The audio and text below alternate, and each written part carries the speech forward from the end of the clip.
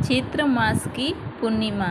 नमस्कार, आज मैं आपके लिए लेकर आई हूँ चैत्र मास के पूर्णिमा के व्रत की कथा।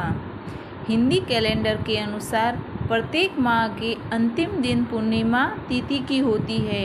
अभी चैत्र का महीना चल रहा है और इस माह में आने वाली पूर्णिमा को चैत्र पूर्णिमा के नाम से जाना जाता है। पूर्णिमा के दिन पवित्र नदियों में स्नान करना दान व व्रत का विशेष महत्व माना गया है। कहते हैं कि जो लोग पूर्णिमा का व्रत करते हैं उन पर हमेशा माँ लक्ष्मी की कृपा बनी रहती है। व्रत के दौरान सत्यनारायण भगवान का पूजन किया जाता है और फिर कथा सुनी जाती है। चैत्र पूर्णिमा के व्रत की कथा। काशीपुर नगर में एक गरीब ब्राह्मण को भिक्षा मांगते देखकर भगवान विष्णु जी ने स्वयं ही एक बूढ़े ब्राह्मण के रूप में उस निर्धन ब्राह्मण के पास गए और कहने लगे, हे विप्रे, श्री सत्यनारायण भगवान मनोवांछित फल देने वाले हैं। तुम उनका व्रत पूजन करो, जिसे करने से मनुष्य सब प्रकार के दुखों से मुक्त हो जाता है। इस व्रत में उपवास का भी अपना एक महत्व है, किंतु उपवास से मात्र भोजन न लेना ही समझना नहीं चाहिए। उपवास के समय हृदय में यह धारणा होनी चाहिए कि आज श्री सत्यनारायण भगवान हमारे पास ही विराजमान हैं, अतः अंदर व बाहर शुचिता बनाए रखनी चाहिए और श्रद्धा विश्वास पूर्वक भगवान का पूजन कर उनकी मंगलमयी कथा का श्रवण करना चाहिए। श्री सत्यनारायण जी की कथा बताती है कि व्रत पूजन करने में मानव मात्र का समान अधिकार है, चाहे वह निर्धन, धनवान, राजा हो या व्यवसायी, ब्राह्मण हो या अन्य वर्ग, स्त्री हो या पुरुष। यही स्पष्ट करने के लिए इस कथा में निर्धन ब्राह्मण, गरीब लकड़हारा, राजा उल्का मुख, धनवान व्यवसायी, साधु वैश्य, उनकी पत्नी लीलावती, पुत्री कलावती, राजा तुंगध्वज व गोपगणों की कथा का समावेश किया गया है। इस कथा के अनुसार जैसे लकड़हारा गरीब ब्राह्मण, उल्कामुख गोपगणों ने सुना कि यह व्रत सुख, सौभाग्य, संपत्ति सब कुछ देने वाला है, तो सुनते ही श्रद्धा, भक्ति तथा प्रेम के साथ सत्य व्रत का आचरण करने में लग गए और फलस्वरूप सुख भोग कर परलोक में मोक्ष के अधिकारी हुए। एक साधु वैश्य ने भी यही प्रसंग राजा उल्कामुख से सुना, किंतु उनका विश्वास अधूरा था और श्रद्धा में कमी होने के कारण उनके मन में प्रण लिया कि संतान प्राप्ति पर सत्य व्रत पूजन करूँगा। समय बीतने पर उसके घर एक सुंदर कन्या ने जन्म लिया। पत्नी ने व्रत की याद दिलाई तो उसने कहा कि कन्या के विवाह के समय करेंगे। समय आने पर कन्या का विवाह भी हो गया, किंतु उस वैश्य ने व्रत नहीं किया। सभी वह अपने दामाद को लेकर व्यापार के लिए चला गया।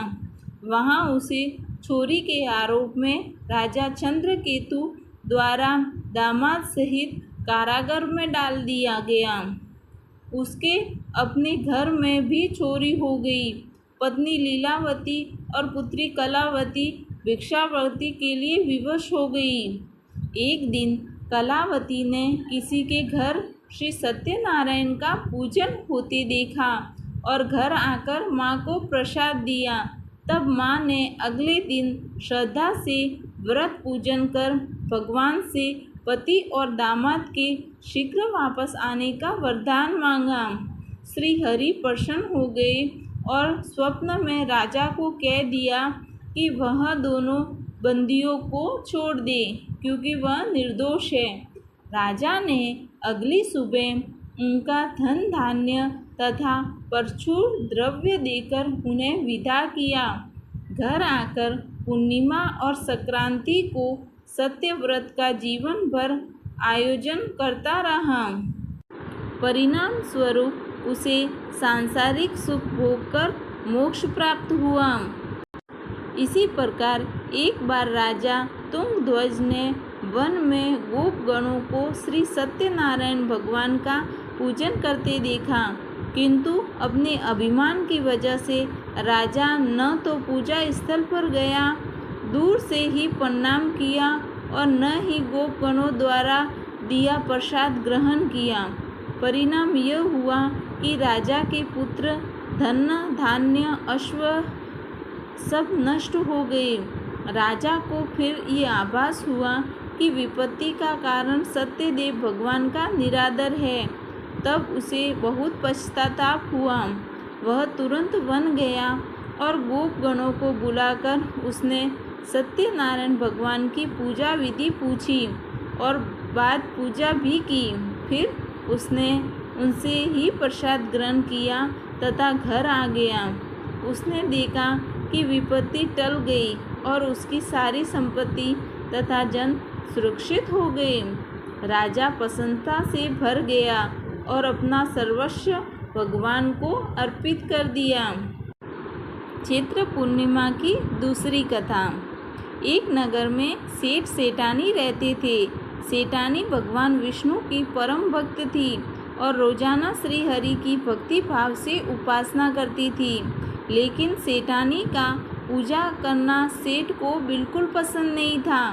नारायण की भक्ति की वजह से एक दिन सेठ ने उसे घर से निकाल दिया। इसके बाद सेठानी घर से निकलकर जंगल की तरफ चली गई।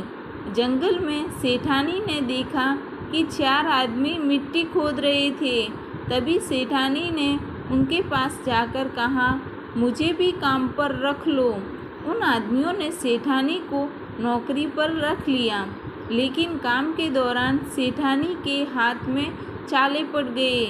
तब उन 4 आदमियों ने सेठानी से काम छोड़ने के लिए कहा। उन्होंने सेठानी से कहा कि आप हमारे घर का काम कर दो। सेठानी के मान जाने पर वे उसे अपने घर ले गए। वहाँ वे चार मुट्ठी चावल लाते और उसे बांटकर खा लेते। यह देख सेठानी को बहुत बुरा लगता। इसे देख सेठानी ने उन 4 आदमियों को 8 मुट्ठी चावल लाने को कहा। सेठानी के कहने पर 4 आदमी अगले दिन 8 मुट्ठी चावल ले आए। उन 8 मुट्ठी चावल को सेठानी ने पकाकर भोजन बनाया और उसे भगवान विष्णु को भोग लगाकर 4 आदमियों को परोस दिया। जब 4 आदमी ने उस भोजन को खाया तो वह भोजन उन लोगों को बहुत स्वादिष्ट लगा और उन्होंने सेठानी से कहा कि सुनो बहन, आज जो तुमने खाना बनाया वह बहुत ही स्वादिष्ट है। यह सुनकर सेठानी ने कहा, यह भोजन भगवान विष्णु का झूठा है, इसी वजह से आप लोगों को बहुत स्वादिष्ट लग रहा है। सेठानी के जाने के बाद सेठ भूखा रहने लगा। आसपास के लोग उसे देखकर ताना मारते कि यह आदमी सिर्फ अपनी पत्नी यानी सेठानी की वजह से ही भोजन किया करता था। यह सुनकर सेठ एक दिन अपनी पत्नी सेठानी को खोजने के लिए जंगल की तरफ निकल पड़ा। रास्ते में उसे वही 4 आदमी मिट्टी खोदते दिखाई दिए। उसे देखकर सेठ ने कहा, सुनो भाई, क्या तुमने मुझे काम पर रख सकते हो? तब 4 आदमी ने उसे भी काम पर रख लिया, लेकिन मिट्टी खोदने की वजह से सेठ के हाथों में छाले पड़ने लगी और उनके बाल उड़ गए। यह देखकर उस 4 आदमियों ने कहा, सुनो भाई, तुम यह काम रहने दो, तुम अच्छे घर के लगते हो, तुम हमारे घर चलो, वहाँ कुछ काम कर लेना। तब सेठ ने उन 4 की बात मान ली। वह उसके साथ उनके घर की तरफ चल पड़ा। घर पहुँचते ही सेठ ने सेठानी को देखते ही पहचान लिया, लेकिन सेठानी घूंघट में थी। इस वजह से वह अपने पति यानी सेठ को नहीं पहचान पाई। एक दिन की तरह एक दिन भी सेठानी ने भोजन बनाकर भगवान विष्णु को भोग लगाकर सभी को खाना परोस दिया। जैसे ही सेठानी सेठ को भोजन देने लगी, तभी विष्णु भगवान ने सेठानी का हाथ पकड़ लिया और कहा, ये तुम क्या कर रही हो? यह सुनकर सेठानी ने कहा, मैं कुछ नहीं कर रही, मैं तो भोजन दे रही हूँ। भगवान विष्णु ने मेरा हाथ पकड़ लिया है। तब चारों भाई ने सेठानी से कहा कि हमें भी भगवान विष्णु के दर्शन कराओ। ऐसा कहने पर सेठानी भगवान विष्णु से हाथ जोड़कर अनुरोध करने लगी, हे प्रभु, आप मेरी तरह इन्हें भी दर्शन दें। तब भगवान विष्णु वहाँ प्रकट हो गए। यह देखकर सेठ ने सेठानी से माफ़ी मांगी। उसने अपने घर साथ चलने को कहा। तब चारों भाइयों ने अपनी बहन को बहुत सारा धन देकर विदा किया। उसी समय से सेठ भी भगवान विष्णु के भक्त बन गए और उनकी पूजा श्रद्धापूर्वक करने लगा। ऐसा करने से उनके घर में फिर से धन की बरसात हो गई। धार्मिक मान्यता है कि चैत्र पूर्णिमा के दिन व्रत रखने से सत्यनारायण भगवान हनुमान जी के साथ प्रभु श्री राम और माता सीता की विशेष कृपा होती है। चैत्र पूर्णिमा के दिन सुबह ब्रह्म मुहूर्त में उठकर नदी में स्नान करना चाहिए। अगर यह संभव नहीं हो तो घर में ही नहाने के पानी में गंगा जल मिलाकर स्नान करना चाहिए। चैत्र पूर्णिमा पर सत्यनारायण भगवान की कथा सुननी चाहिए। शाम को तुलसी के पौधे के पास घी का दीपक जलाए और परिक्रमा करें। मान्यता है कि इससे माँ लक्ष्मी प्रसन्न होती है। रात्रि में चंद्रमा को दूध और जल का अर्घ्य दे, जिससे मानसिक शांति और सुख समृद्धि मिलती है। इस दिन हनुमान जयंती भी होती है, इसीलिए हनुमान जी का छोला चढ़ाए और हनुमान चालीसा या सुंदरकांड का पाठ करें। आर्थिक समस्याओं से मुक्ति के लिए पीपल के पेड़ के नीचे सरसों के तेल का दीपक करें।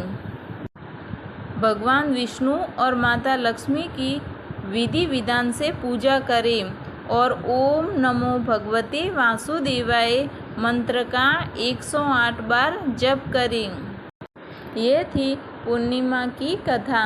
अगर आपको मेरी कथा पसंद आए तो मेरे वीडियो को लाइक, शेयर और सब्सक्राइब ज़रूर करें। ओम भगवते वासुदेवाय नमः।